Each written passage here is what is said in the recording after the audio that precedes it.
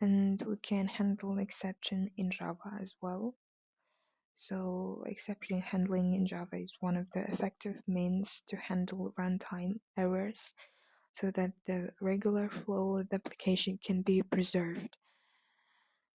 Java exception handling is a mechanism to handle runtime errors such as class not found exception, EO exception, SQL exception, remote exception, and so on and so forth.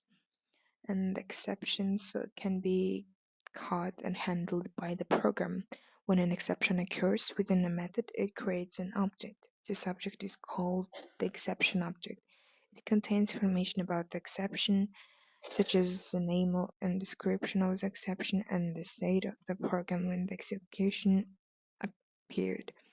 We have types of exception.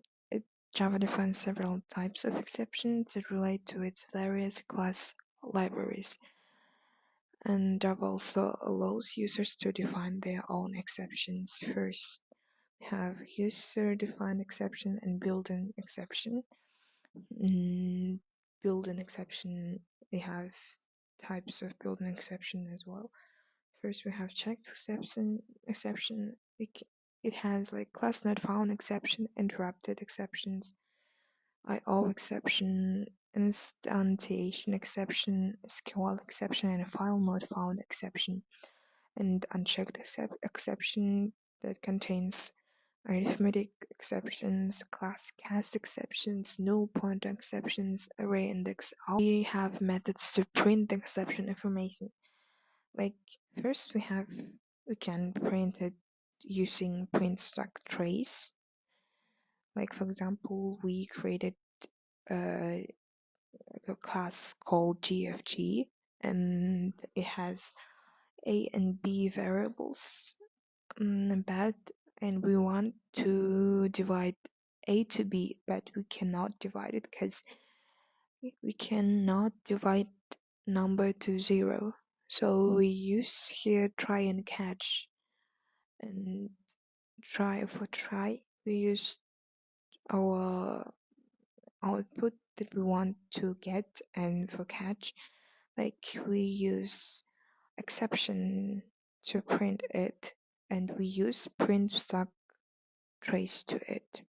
And second, we use the same thing but with toString method, and it prints exception information in the format of the name of the exception, description of the exception, and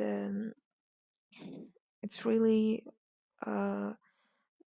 they really like, but the thing is to string we print it, not like print stack trace. We print get message and toString, and the outputs would be first we have like first would be the arithmetic exception divided by 0. It gets for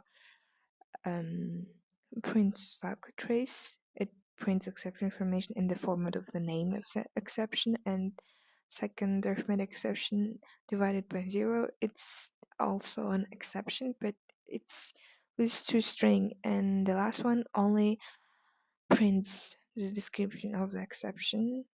That's why we have the differences between toString, the get message, and print stack trace. And we have also built-in exceptions. Built-in exceptions as exceptions that are available in Java libraries. These exceptions are suitable to explain certain error situations. We have checked exceptions. Checked exceptions are called compile time exceptions because these exceptions are checked at compile time by the compiler, and unchecked exceptions are just opposite to the checked exception. The compiler will not check this exception at a compile time. In simple words, if a program throws an unchecked exception and if we didn't handle or declare it, the program would not give a implementation error. We have example of checked exception. Let's look at that. This is exception that are checked at compile time. If some code within a method throws a checked exception, then the method must either handle the exception or it must specify the exception using the throws keyword. And checked exception, there are two types: fully checked and partially checked exception. A fully checked exception is a checked exception where all its child classes are also checked, like IO exception, interrupted exception. And a partially checked exception is a checked exception where some of its child classes are unchecked, like an exception. These are the exceptions that are not checked at compile time.